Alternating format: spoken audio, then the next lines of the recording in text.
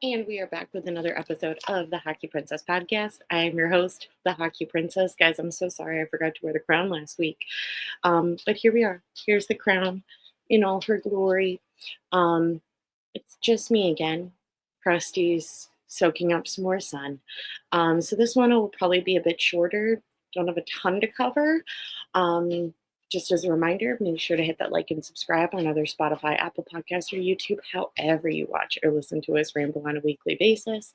If you are going to a game this year, please wait for the whistle. Do not get up all the pucks in play. The food will still be there. The bathrooms will still be there.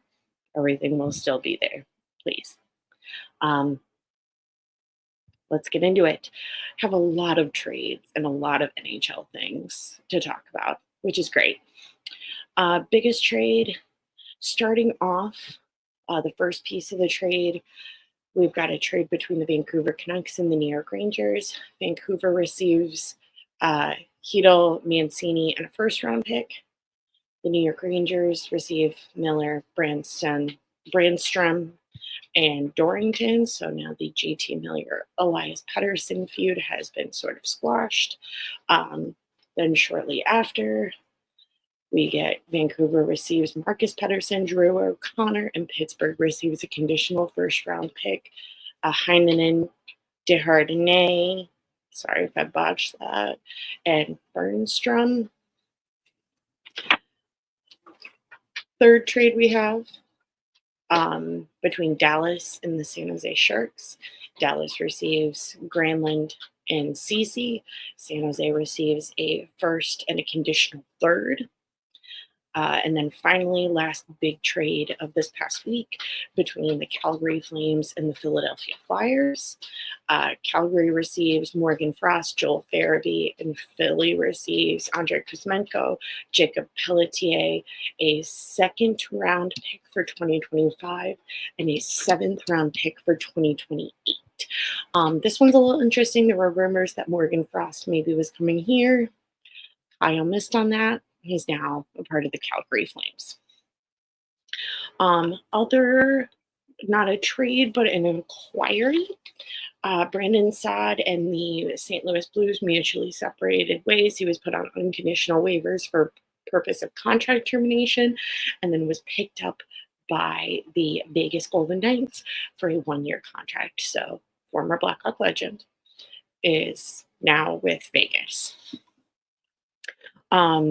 We also have Ryan Hartman out for 10 games with a 10-game suspension after his hit against the Ottawa Senators. I think this is very well deserved. I know some people were saying that, maybe like he was falling and he didn't mean it.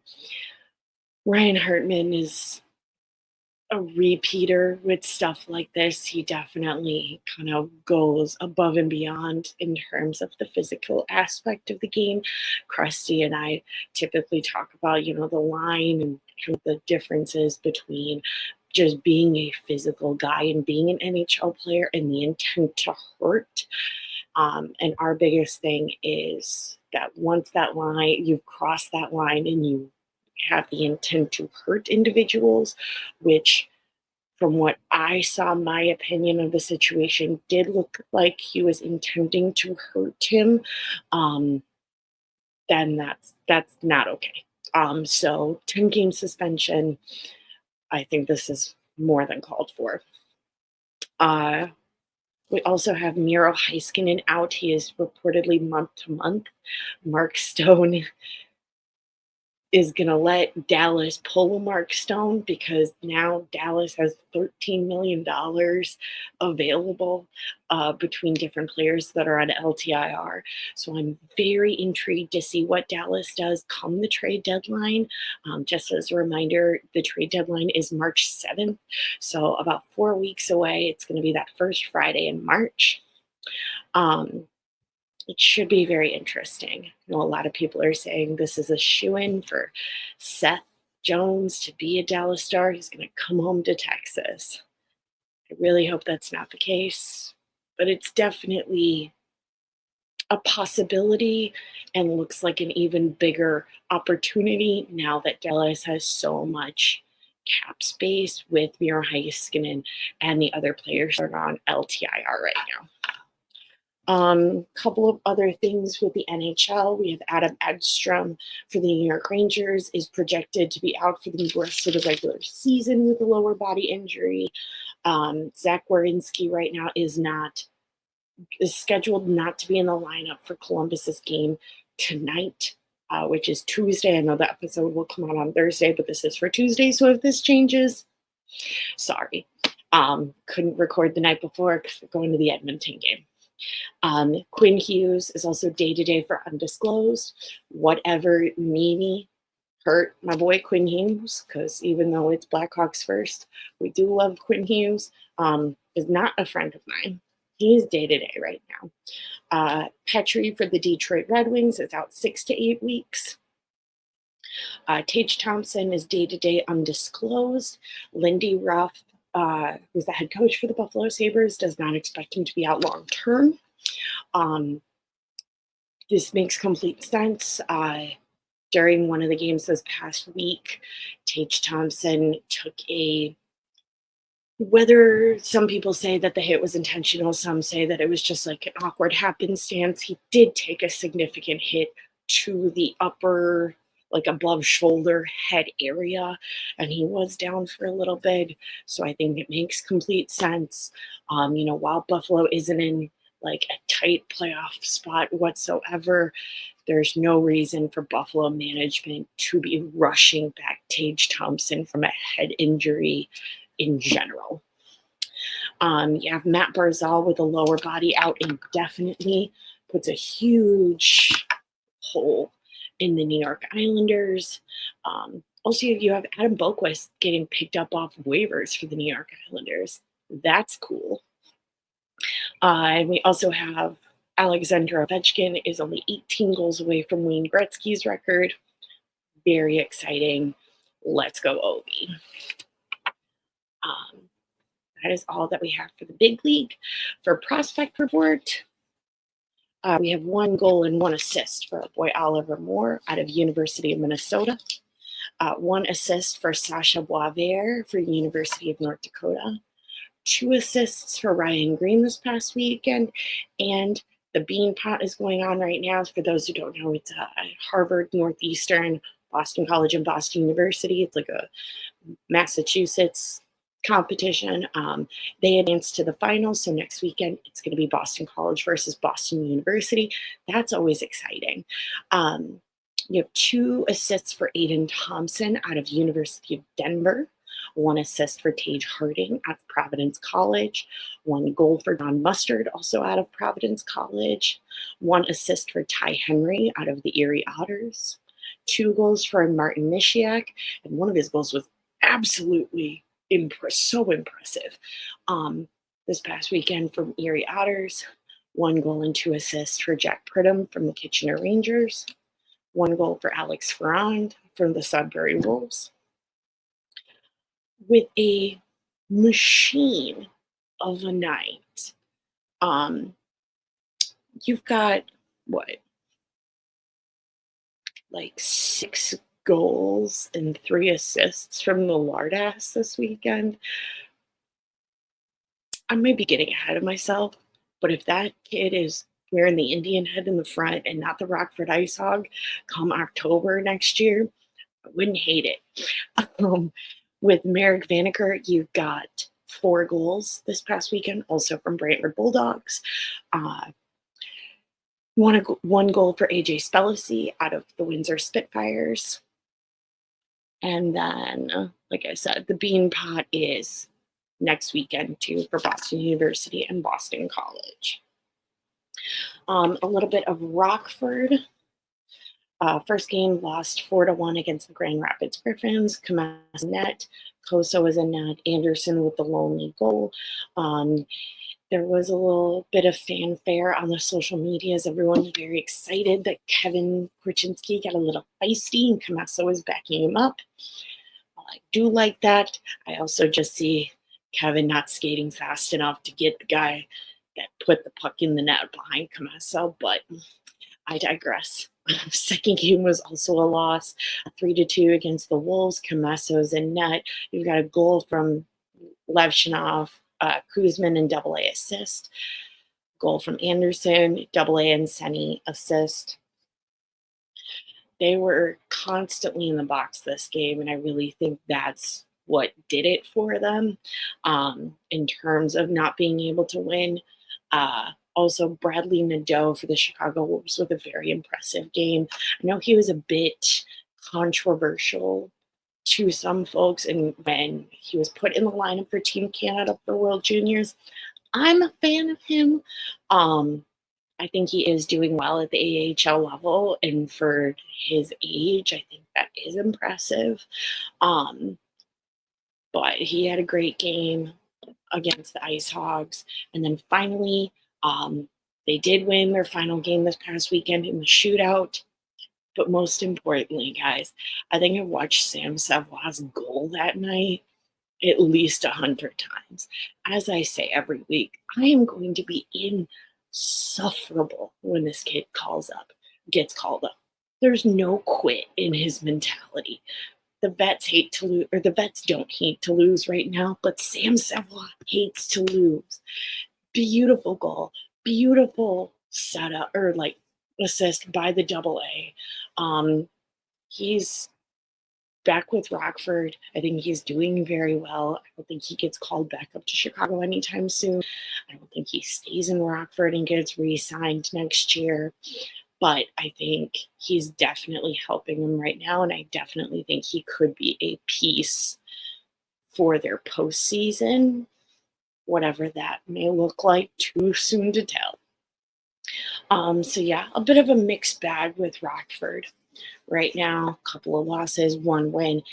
It's a little tricky right now. You have a lot of guys called up to the big league due to injury or absent performances by the Vets, whatever it may be. So Rockford's a little shaky at the moment. We talk about this every week. It is what it is. And when it comes to the big league, I'm not talking about them this week, guys. I'm really sorry. Christy will probably have some opinions when he comes back next week. But I'm not going to talk about them. One, because I really only watched the Florida game, and two, because they're in my doghouse right now. Because that Florida game was god awful. The first 7 seconds were great. Shout out to Landon Slaggert, who has consistently proved that he has earned his spot up in Chicago. But aside from that, it was absolutely piss poor performance. Did not agree nor appreciate Messier's conversation that he had on the NHL broadcast about benching Bedard. We need a Tortorella. No, we don't. No, we don't. I do not need to put Connor Bedard in the position that Matvey Michkov is in right now. He does not need to be in screening matches with his head coach. Granted, he's on the other extreme right now where he's not being disciplined by his head coach, but he's having to go through this shit of being bottom of the barrel. We don't need a guy like Torts behind the bench to also just scream at him constantly. That's how he ends up, not wanting to play here and just going to Vancouver, which will not happen. But we don't need to add that. So yeah, but we're not talking about the big club because I'm just disappointed, and I'm not going to spend this time repeating why I'm disappointed because we talk about that enough. But we are going to talk about the Four Nations because that starts up next week. It is February 12th to the 20th. It's Canada, US, Sweden, and Finland. Very exciting. It's all NHL guys. This isn't like with other IIHF hockey competitions where they're allowed to pull other guys from other leagues that are a part of their country. It's all NHL guys. So we're going to break down the rosters, kind of my predictions on things, because it's way more fun than talking about the big club. Starting off with the US, head coach is Mike Sullivan, GM is Billy Guerin. There are also, when explaining any of these lineups, all of these lineups are stacked. So I'm going to read off some notable players, and it doesn't mean that I think that the guys that I'm not saying aren't notable. It's just it would be really boring if I read off the entire roster for all of these four teams. So I'm not trying to diss any other player by not reading off their name. For forwards, you've got both of the Kachuk brothers, both Brady and Matthew, JT Miller, Austin Matthews, Jack Hughes, Jack Eichel. For defensemen, you've got Quinn Hughes, possibly Werenski as of right now. Like I said, tonight is Tuesday as I'm recording this, and he's not playing for Columbus. So who knows? It might be the stomach bug thing that I was talking about Monday. It might be something more. We don't know. Maybe he's hurt and Seth gets to go to the Four Nations. And then you got Brock Faber.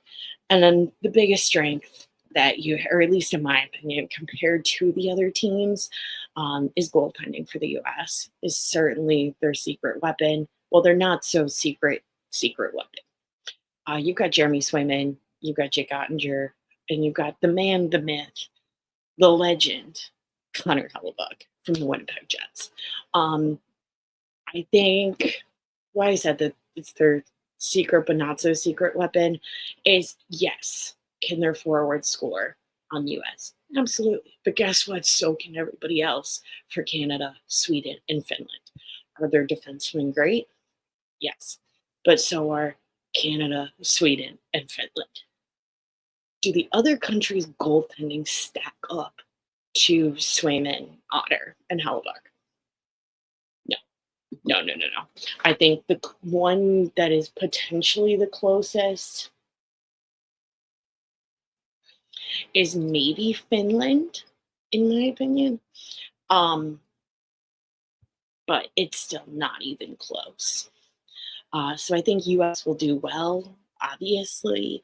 But I think they are going to be more defensively sound based on the goaltending that they have and the lack of goaltending from the other teams. Getting into the other teams, we've got Canada with the head coach John Cooper. GM is Don Sweeney. Forwards, you've got McDavid, McKinnon, Crosby, Marchand, Brandon Hagel, Seth Jarvis. Defensemen, you've got Cale Makar, Shea Theodore, Devon Taves, Josh Morrissey. And then goaltending, you've got Jordan Bennington, Aiden Hill, and Sam Montembeault. I think this is a very, very elite forward skilled and offensively skilled group for this roster. Do they have defensive skill? Absolutely. I'm not going to be, ridiculous and say that Makar doesn't stack up to the other defensemen. Makar can skate circles around a decent amount of these other defensemen.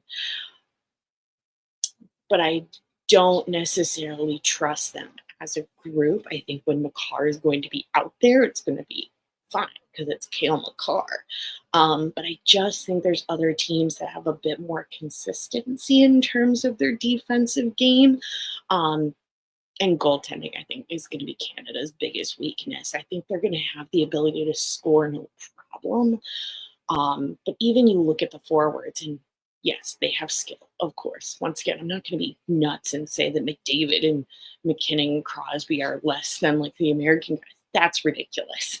But I do think that there's going to be a considerable amount of moments in terms of like when they're stuck defensively, that weaknesses are going to be shown in their game. Especially depending on who they play against.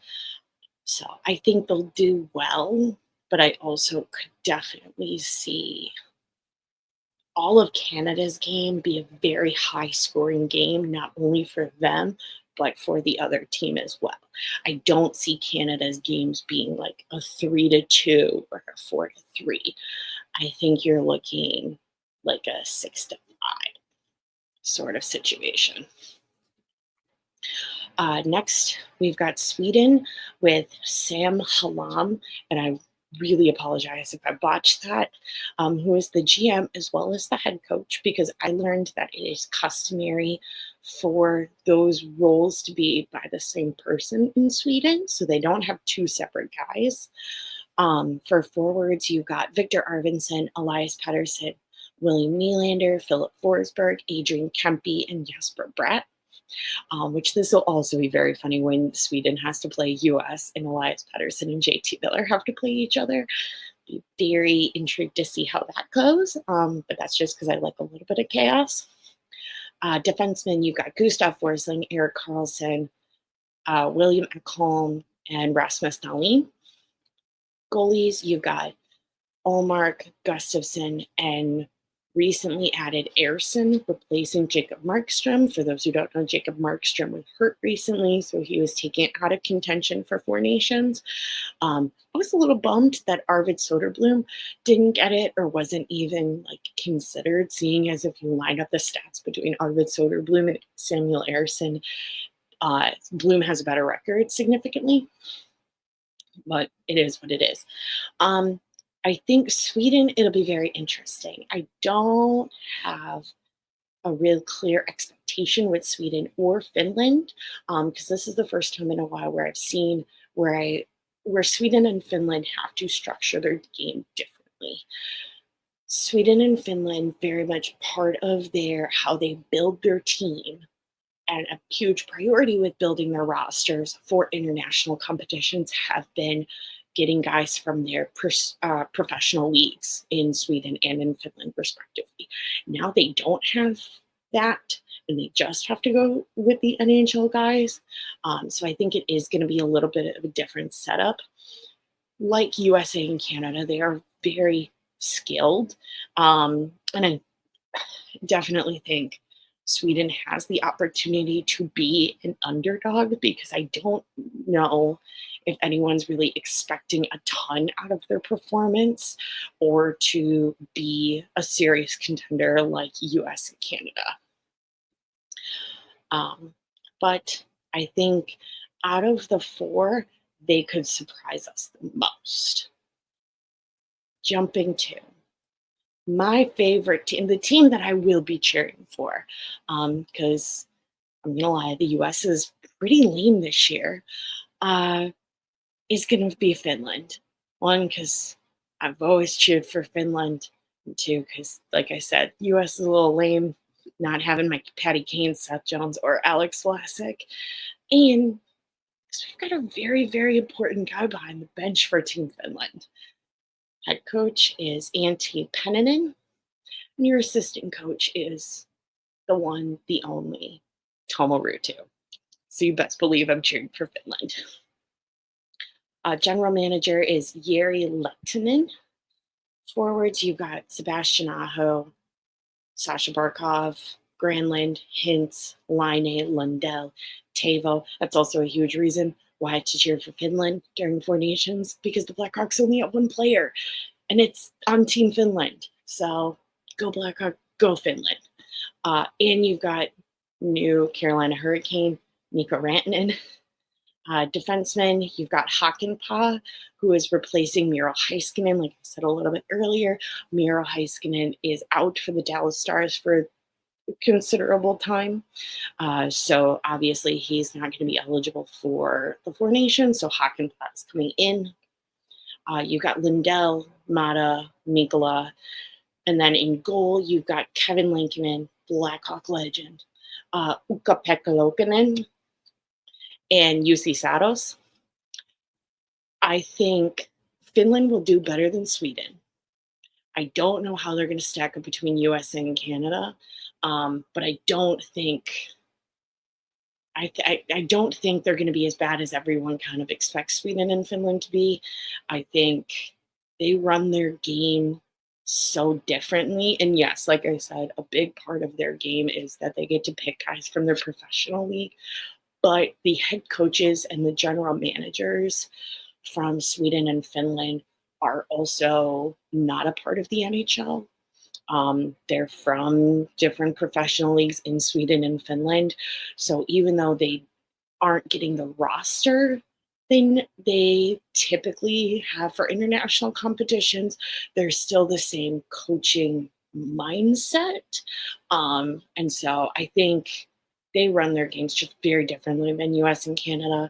And I'm just a firm believer of not counting out Sweden and Finland when it comes to international competitions, and this is no exception.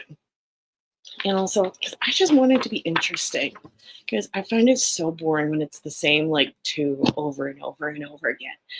Yes, US versus Canada will be exciting. You know what's even more exciting? It's like Canada gets knocked out and it's just like US Sweden. That would be a cool surprise. I don't know if it'll happen. I don't think it'll be happening, but it'd be fun. It'd be different. I'm all for the different. Um, yeah. So that's really all I have for this week. Because like I said, I really don't want to talk about the big club because it really hasn't been good. And listening back to last week's episode, I was a little too negative, a little more negative than I'd like to be. Um, and so we're just not going to talk about them this week. And then we'll pick up with them next week. So that's all that we have for this week's episode. If you guys have any questions, comments, concerns, find us on a social media. Drop us a message, please. Also, don't forget to hit that like and subscribe on either Spotify, Amazon Music, Apple Podcasts, YouTube, however you watch or listen to us on a weekly basis. If you are going to a game this year, please, please, please, please, please wait for the whistle. Do not get up while the puck's in play. The bathroom will still be there. The food will still be there. The beer will still be there. I promise you. That is all, and we'll talk at you guys next week.